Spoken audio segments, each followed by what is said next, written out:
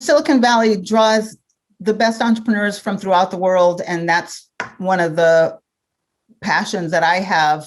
Just starting from a kid, like when I was in middle school, I went to a public middle school that had 60 different languages read, spoken at home, right? And so that really gave me an early access, I think, to what was happening in the country that many people didn't quite realize that, we were shifting from, in 1950, a predominantly white community with some African-American presence to one of the most multicultural countries that's ever existed on the face of the planet.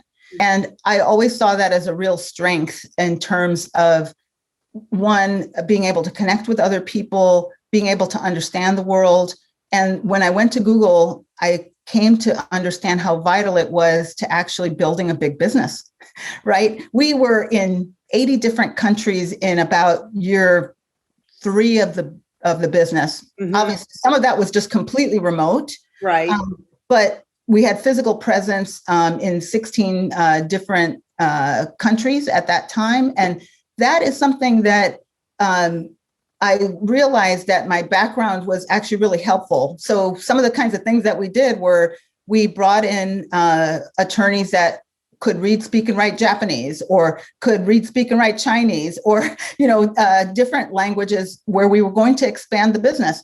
It was so much faster to do business at the speed of the native language than it is for somebody who can only speak English to do business.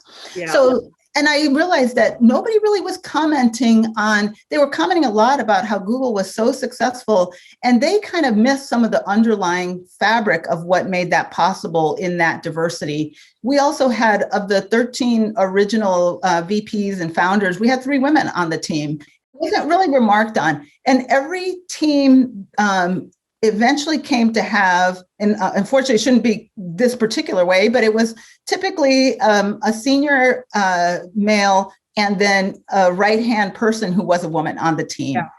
And I saw that and I realized that that was really an important part of how we got to be so fast growing. And I wanted to do that in venture because I realized that at that time, 2% of the dollars were going to women. It's still not that much more today. 13 years later, and that we were having people like from Google that were engineers that would go back to their home countries to try to raise capital to start a company. I just thought that was insane.